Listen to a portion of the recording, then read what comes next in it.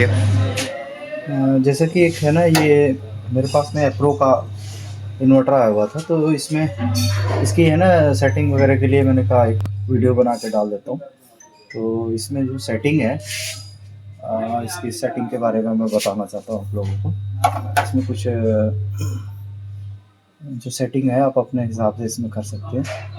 तो पहला तो मैं इसमें एक बताता हूँ कि जो सेटिंग है इसमें जैसे टाइमिंग वगैरह इसमें चेंज करना है। तो टाइमिंग के लिए कि ये first, second, third, fourth, second और फोर्थ ये दोनों को आप थोड़ी देर के लिए दबा के रखेंगे तो इसका एक विंडो खुल जाता है। तो इसमें आपको आवर और मिनट के लिए है। ये जैसे अभी जैसे बज रहा है आपको 11:37 हो रहा है सुबह का। तो इसमें आप 24 फॉर्मेट में चलता है।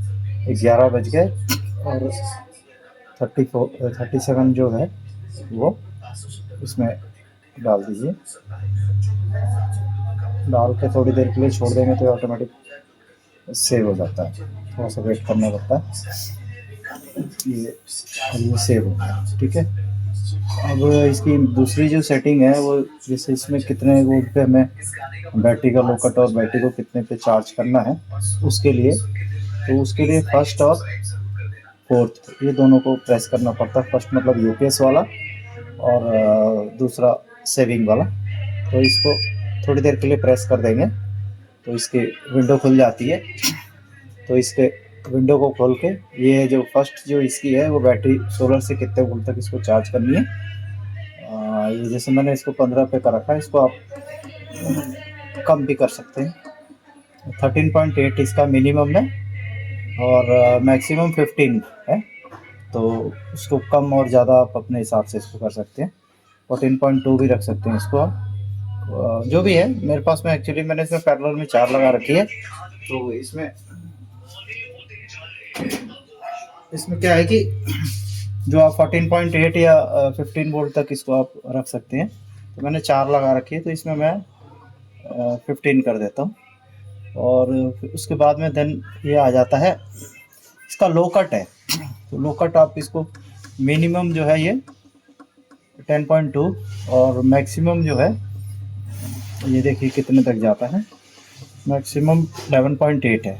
तो ये बैटरी का लो कट है, मतलब उतने तक आपको बैटरी लो में जाएगी और फिर अलार्म आने लगेगा। तो ये ज़्यादातर जो है 10.5 रखते हैं। तो इसका जो स्टैंडर्ड है 10.5 ही रहता है।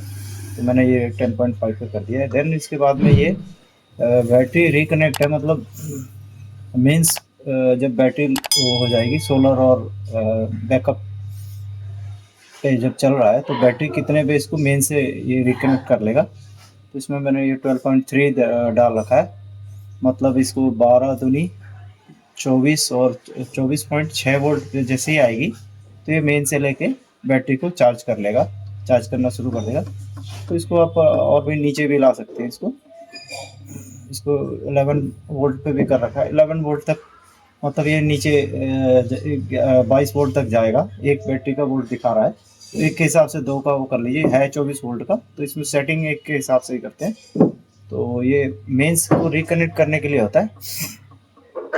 इसमें आपको ये देखिए मैक्सिमम जो है 13.5 तक जा रहा है और मिनिमम जो है ये मेंस का रिकनेक्ट जो है ये 11 तक आ रहा है।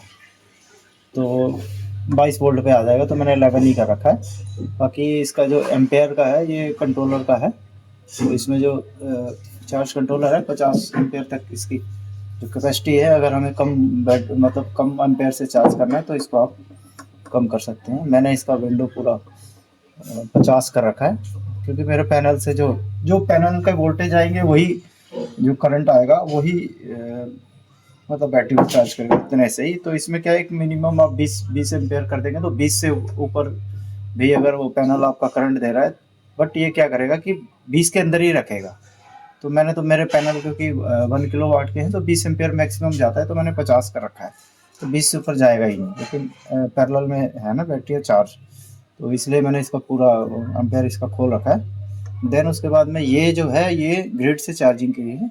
मिनिमम जो है 5 एम्पेयर है इसका और मैक्सिमम जो है ये जाता है 20 एम्पेयर तक।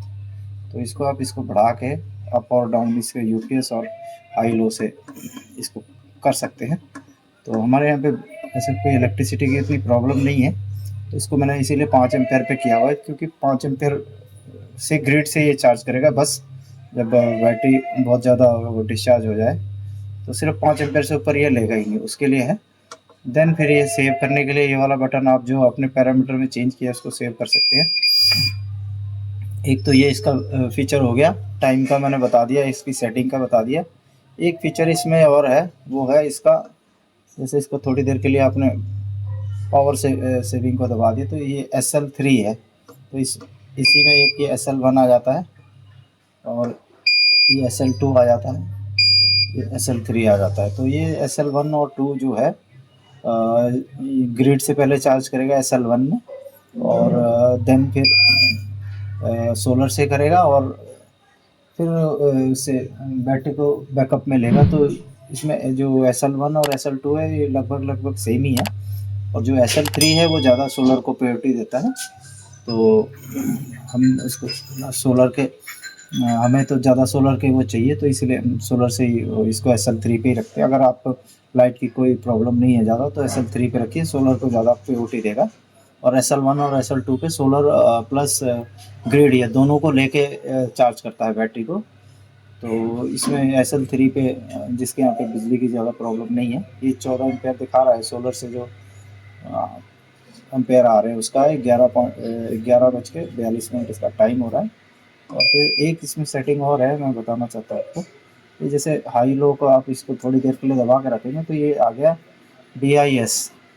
तो DIS मतलब क्या हो गया कि इसमें जैसे देखिए इसको आप इसको ये P06 हो गया, P7 हो गया, P8 हो गया, P9 हो गया, 10 हो गया, 11 हो गया, ये A हो गया। तो ये AM और PM है। ये इसलिए होता है कि अगर आपको जैसे शाम को आपको जैसे 7 बजे के बाद में इसे ग्रिड से चार्ज कराना है, तो ये P जो ये आ रहे हैं इसमें ये सेटिंग में जाके आप इसको सेव कर दीजिए। तो उतने बजे आपको कुछ भी नहीं करना है, ऑटोमेटिकली ये क्या करेगा, मेंस पे शिफ्ट हो जाएगा और मेंस के थ्रू फिर ये बैटरी को अपना चार्ज करने लगेगा। बाकी फिर इसको मैंने वो कर रखा है, डिजेबल ही कर रखा है, DIS आ गया मतलब डिजेबल है, क्योंकि हमें उतना उसकी ज़रूरत नहीं है। डिसेबल पे इसकी सेटिंग हमने कर रखी है। तो इसमें यही था, इसमें और कोई वो नहीं है। बाकी UPS उसके लिए IT वगैरह जैसे कंप्यूटर वगैरह सिस्टम यूज़ करते हैं तो इसका चेंज ओवर टाइम कम हो जाता है। इसको UPS से हटा दिया तो आपको इन्वर्टर मोड पे हो गया, ये थोड़ी देर के लिए दबा दिए तो UPS मोड पे हो गया। ये लो और हाई चार्जिंग के लिए है, ये अभी इसकी इंडिकेटर जल रहा है मतलब हाई चार्जिंग पे है, और ये हटा देंगे तो लो चार्जिंग पे आ जाएगा, इसलिए हमने तो हाई चार्जिंग पे ही कर रखा है। और ये पावर सेविंग उसी के लिए है, पावर सेविंग मतलब जो इसके मोड है सेलेक्ट करने के लिए। बट ये इसके ऊपर में ये ऑन ऑफ का है, UPS को आपको ऑफ करना है ऑन करना उसके लिए है। और बाकी मैं इसका थोड़ा सा पीछे का रिव्यू दिखाना चाहता हूँ।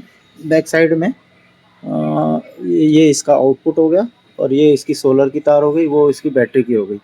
तो आप कोई भी नॉर्मल बंदा है सोलर की जगह ही लगेगी प्लस माइनस, और बैटरी के साथ ही लगेगी। ये आउटपुट हो गई, और इनपुट के लिए एक लीड लगी हुई है, उसके बगल में एक वो ओवरलोड का इसके सॉकेट के बगल में एक स्विच लगा हुआ है, OLP बोलते हैं उसको, ओवरलोड। ये जो आउटपुट सॉकेट है इसके बगल में है, तो वो ओवरलोड प्रोटेक्ट के लिए है। अगर मेंस मोड पे आपको कहीं इसमें ज़्यादा दिक्कत कर रहा है तो उसको कर सकते हैं, ठीक।